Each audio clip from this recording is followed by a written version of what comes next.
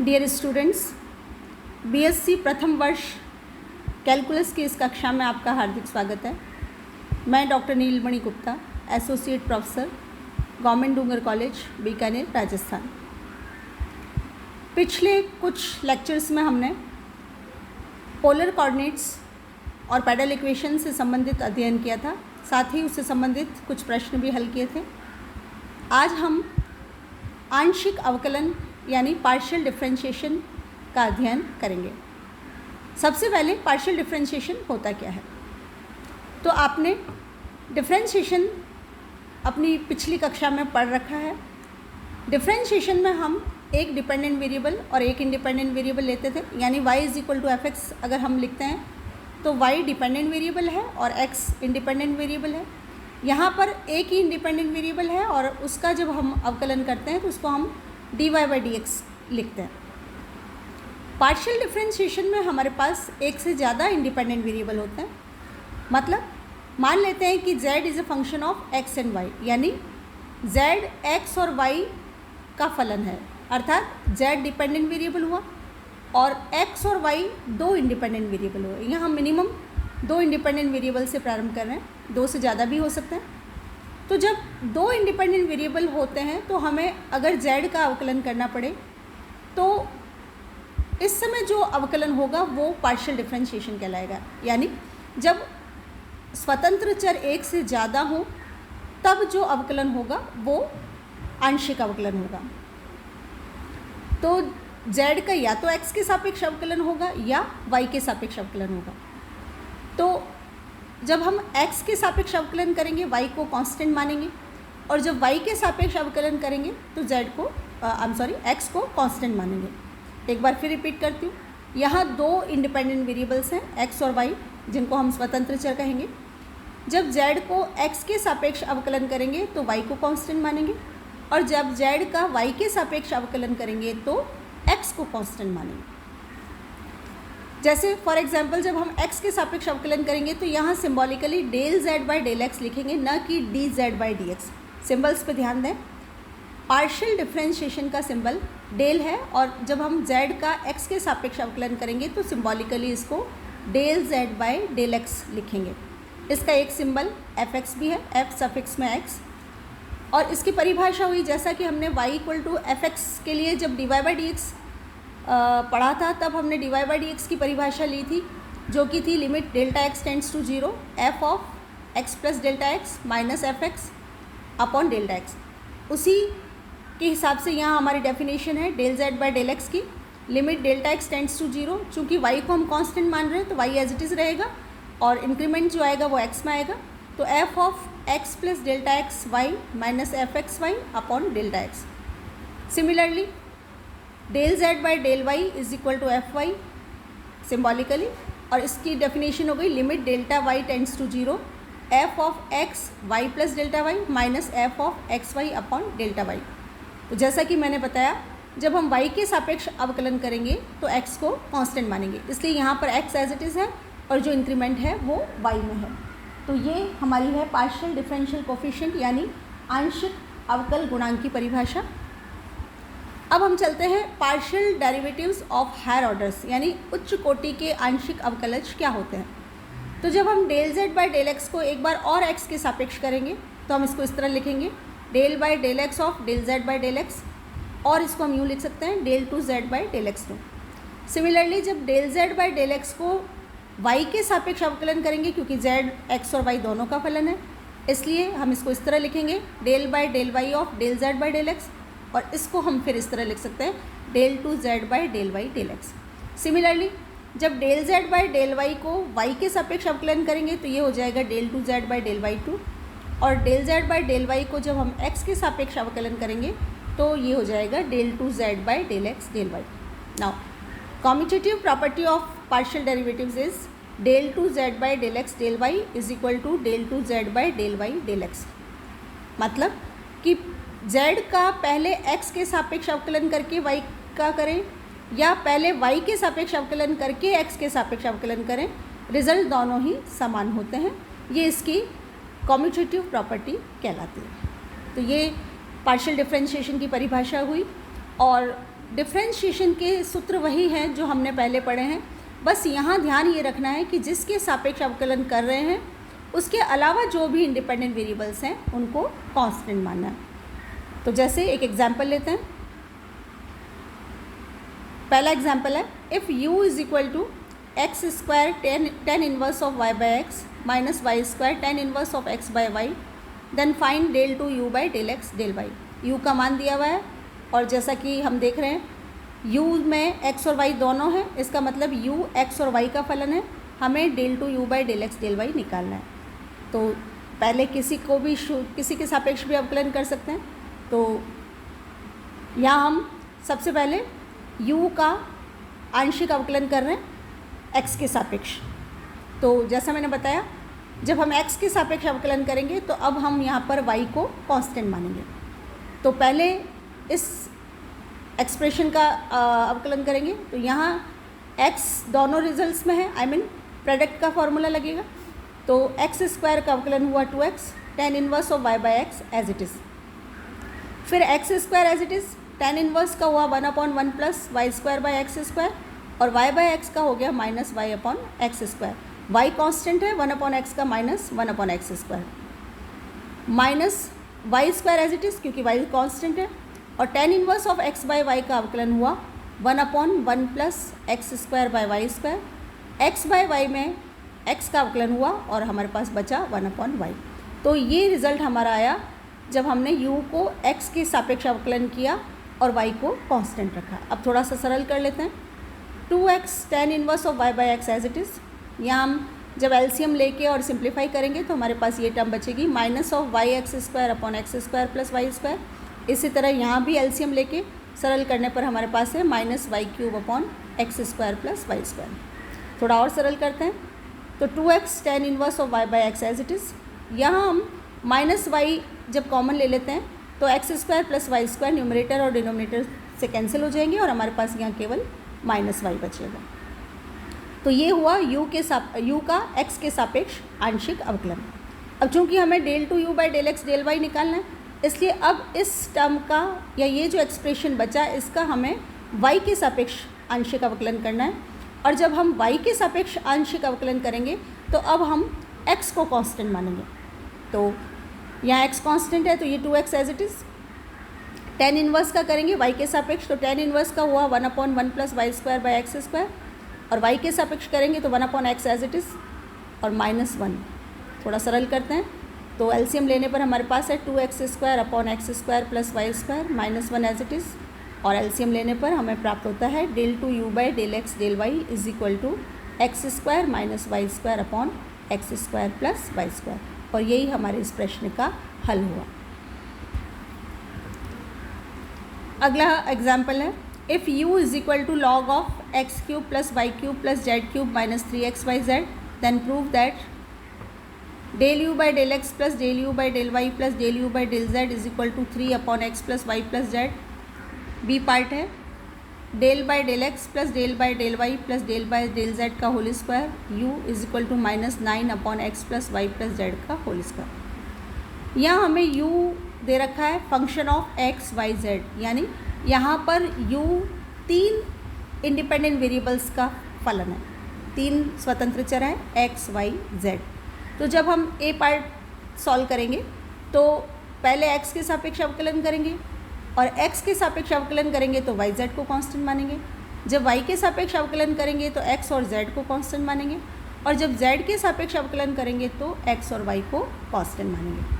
तो सबसे पहले दिया हुआ u, और अब हम x के सापेक्ष अवकलन कर रहे हैं, और जैसे मैंने बताया कि जब हम पार्शियली x के सापेक्ष अवकलन करेंगे तो y और z को कांस्टेंट मानेंगे। तो लॉग का हो गया 1/x cube plus y cube plus z cube minus 3xyz, और x क्यूब का 3x square, y cube z cube constant है तो 0 हो गया, और यहाँ x का होके बचा -3yz। तो ये टर्म प्राप्त हुई हमें del u by del x की। सिमिलरली u का y के सापेक्ष अवकलन करेंगे तो हमें प्राप्त होगा 3y square minus 3xz upon x cube plus y cube plus z cube minus 3xyz, और जब z के सापेक्ष अवकलन करेंगे तो x और y को कांस्टेंट मानेंगे, और उसकी वैल्यू हमें प्राप्त होगी 3z square minus 3xy upon x cube plus y cube plus z cube minus 3xyz। और ए पार्ट के लिए हमें इन तीनों को जोड़ना होगा। तो जब हम इन तीनों को जोड़ेंगे तो हमारे पास लेफ्ट हैंड साइड है del u by del x plus del u by del y plus del u by del z is equal to LCM x cube plus y cube plus z cube minus 3xyz, और numerator में हमारे पास है 3 times of x square plus y square plus z square minus x y minus y z minus z x. और denominator में हम formula use करें तो डिनोमिनेटर हमारा कन्वर्ट होगा x plus y plus z into x square plus y square plus z square minus x y minus y z minus z x. और इस तरह हमें न्यूमरेटर और डिनोमिनेटर से प्राप्त होता है 3/x plus y plus Z. यही हमें प्रूव करना था, ये हमारा ए पार्ट था। अब बी पार्ट में हमें प्रूव करना है del by del x plus del by del y plus del by del z का whole square u is equal to -9/x plus y plus z का होल स्क्वायर। तो left hand side से शुरू करते हैं। Left hand side को हम यूँ लिख सकते हैं del by del x plus del by del y plus del by del z into del u by del x plus del u by del y plus del u by del Z.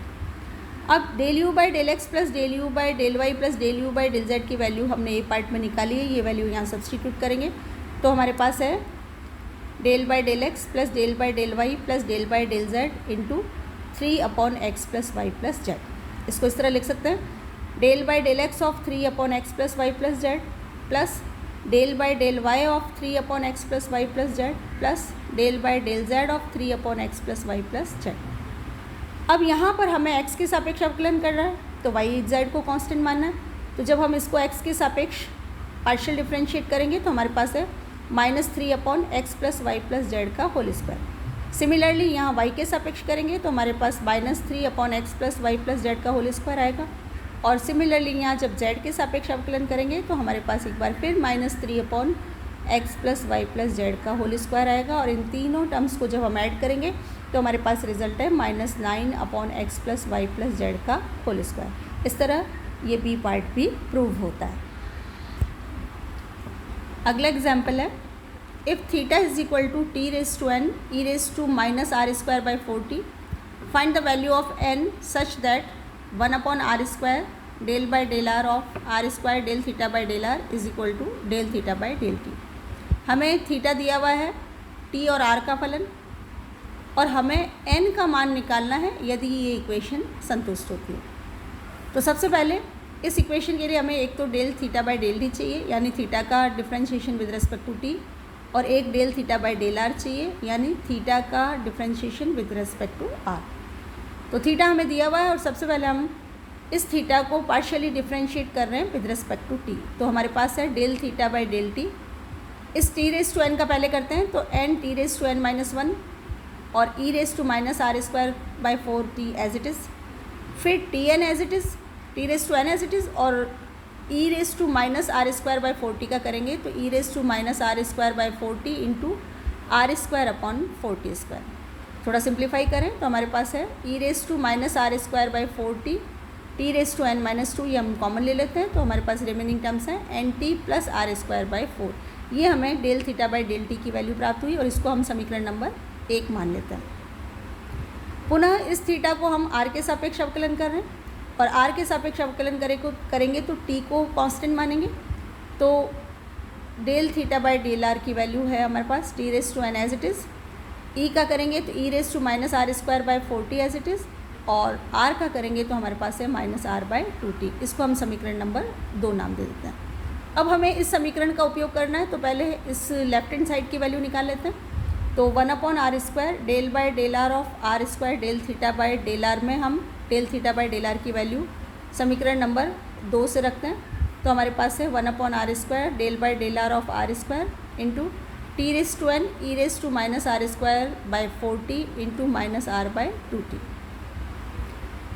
यहाँ हमें partial differentiation with respect to r करना है तो constants को बाहर निकाल लेते हैं। मतलब जब हम r के सापेक्ष अवकलन करेंगे तो t कांस्टेंट होगा, तो t हम बाहर ले लेते हैं तो हमारे पास है -t⁻n−1/2r²। एक r² ये पहले ही बार था तो रिमेनिंग टर्म्स हैं del by del r of r³ e⁻r²/4t। अब इन टर्म्स को हमें r के सापेक्ष अवकलन करना है तो प्रोडक्ट का फॉर्मूला यूज़ कर लेते हैं। तो r³ का जब डिफरेंशिएशन करेंगे तो 3r² e⁻r²/4t as it is, फिर माइनस जब आर क्यूब तो एज इट इज़, और e raise to minus r square by 40 का करेंगे तो हमारे पास है minus 2r raise to 4 upon 40 into e raise to minus r square by 40। अब यहाँ पर हम ई की टर्म को कॉमन ले लेते हैं और थोड़ा सिंप्लीफाई करें तो हमारे पास है minus t raise to n minus 1 by 2 into 3 minus r square by 2t into e raise to minus r square by 40। इसको हम समीकरण नंबर 3 नाम दे देते हैं। अब हमें दी हुई समीकरण का उपयोग करना है और ये दी हुई समीकरण है तो समीकरण 2 से del theta by del r का मान, I am sorry, left hand side तो हम समीकरण 3 से निकाल ही चुके हैं। तो समीकरण 3 और समीकरण 1 का उपयोग करके इस समीकरण को हम लिखेंगे तो हमारे पास है minus t raise to n minus 2 upon 4 e raise to minus r square by 40 into 60 minus r square is equal to e raise to minus r square by 40 t raise to n minus 2 into n t plus r square by 4। और इसको जब हम सरल करेंगे तो हमें n का मान प्राप्त होता है -3/2 और यही इस प्रश्न का आंसर हुआ।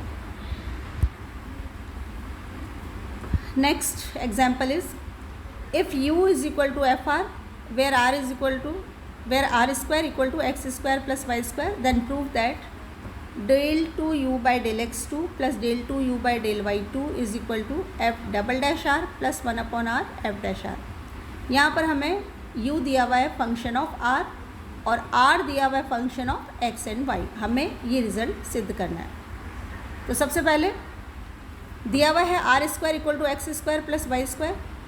तो जब हम r को पार्शियली x के रिस्पेक्ट में डिफ्रेंशिएट करेंगे तो हमारे पास है 2r del r by del x और x के सापेक्ष अवकलन करने पर y कांस्टेंट मानना होगा। तो हमारे पास एक्स स्क्वायर का 2x और वाई स्क्वायर का 0।